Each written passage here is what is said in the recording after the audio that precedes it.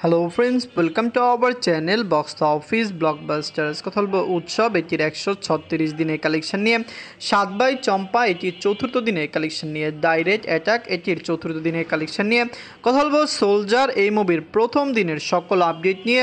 আপনি জানিয়ে দেয় global superstar Shakib Khan sir অভিনীত সোলজার মুভিটি ডিসেম্বরে রিলিজ হচ্ছে, যেটি নিয়ে আমরা অনেক বেশি আশাবাদী যে বক্স অফিসে এটি একটি দারুণ কালেকশন করবে। যেখানে আপনি জানিয়ে দেয় আমিন খান স্যার এবং ইমন স্যার অভিনীত ডাইরেক্ট অ্যাটাক কিন্তু রিলিজ হয়েছে, যেটিতে পপি ম্যামও কাজ করেছে। কথা বলবে 4টি মুভির কালেকশন নিয়ে। ভিডিও ভালো লাগে তো লাইক করবেন।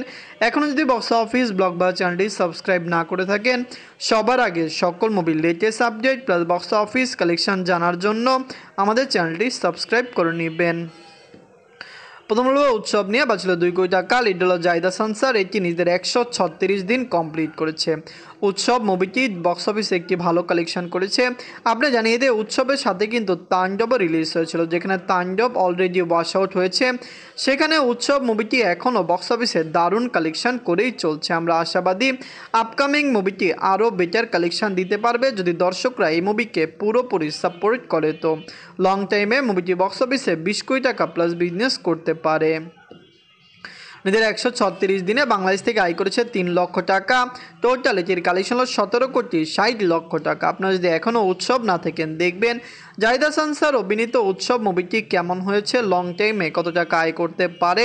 দর্শকরা সাপোর্ট করলে এটি 20 কোটি টাকা প্লাস বিজনেস করতে পারে। উৎসব আরও 100 দিনও রান করতে পারে, কারণ আপকামিং কোনো ভালো বাংলা মুভি বাংলাদেশে রিলিজ হবে না, যার কারণে উৎসব লং টাইম রান করতে পারে। কারণ দর্শকদের ভিতরে এখনও এই মুভির চাহিদা রয়েছে, এখনও ভালো সিনেমা হলে মুভিটি চলছে। এখন কথা বলবো 7 বাই চম্পা নিয়ে। বাজেট হলো 80 লক্ষ টাকা। লিড হলো অমিত সিনহা স্যার এবং আদর রাজা স্যার, এইটি নিজেদের চতুর্থ দিন কমপ্লিট করেছে। আপনারা সবাই জানেন এটি একটি সিরিয়াল ছিল, যেটিকে কাটসিট করে মুভি বানানো হয়েছে। দর্শকরা সাপোর্ট করলে 7 বাই চম্পা বক্স অফিসে কত টাকা আয় করে এটি দেখার বিষয়, কারণ আমরা আশা করেছিলাম বক্স অফিসে দারুণ কালেকশন করবে। আগামীতে দেখা যাবে মুভিটি কত টাকা আয় করতে পারে। এটি একটি সিরিয়াল, আদর রাজা স্যারকে বাংলাদেশের দর্শকরা সাপোর্ট করে, কিন্তু এই মুভি বা এই সিরিয়ালটি সেরকম কতটুকু সাপোর্ট পায় এটি আগামীতে দেখা যাবে। নিজের চতুর্থ দিনে বাংলাদেশ থেকে আয় করেছে 5 লক্ষ টাকা। টোটাল এটির কালেকশন হলো 22 লক্ষ টাকা। আপনারা যদি এখনও 7 বাই চম্পা না থাকেন, দেখবেন এই মুভিটি কেমন লেগেছে, বক্স অফিসে কত টাকা আয় করতে পারে। এটিকে কমপক্ষে ক্লিন হিট হতে হলে 75 লক্ষ টাকা কালেকশন করতে হবে। বাজেট যত টাকাই হোক, এটি একটি সিরিয়াল, যার কারণে এর আগে এটি ভালো প্রফিট করেছে। বর্তমানে মুভি থেকে কত টাকা আয় করে এটি সবচেয়ে বড় বিষয়।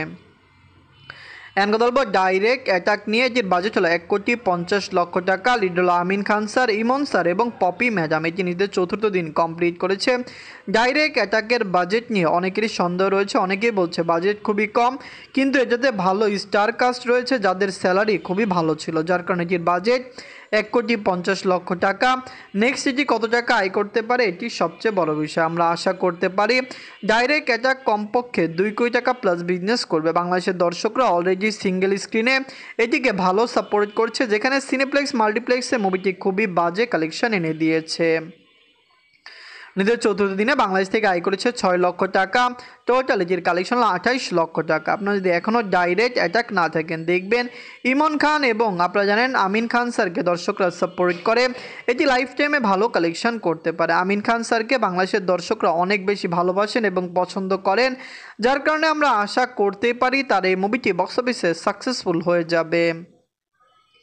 এখন কথা বলবো সোলজার নিয়ে। বাজছিল 15 কোটি টাকা। লিড হলো global superstar Shakib Khan sir, Tanjin Trisha ma'am. এটি আপনারা জানেন আগামী ডিসেম্বরে রিলিজ করার কথা রয়েছে, কিন্তু আমরা ভাবছি যে যদি এটিকে ডিসেম্বরে রিলিজ না করে, তাহলে আগামী ঈদগুলিতে এটি রিলিজ হতে পারে। কিন্তু সাকিব খান স্যার ডিক্লেয়ার করেছেন প্রতি বছরে বর্তমানে তিনি 3টি মুভি রিলিজ করবেন, যার মাধ্যমে আপনারা জানেন বাংলাদেশে অলরেডি এবছর তার তাণ্ডব এবং বরবাদ রিলিজ হয়েছে, যেগুলো মেগা ব্লকবাস্টার কালেকশন করেছে। সোলজার ডিসেম্বরে রিলিজ হওয়ার সম্ভাবনা অনেক বেশি রয়েছে এবং এটি বড়দিন উৎসবে রিলিজ হতে পারে।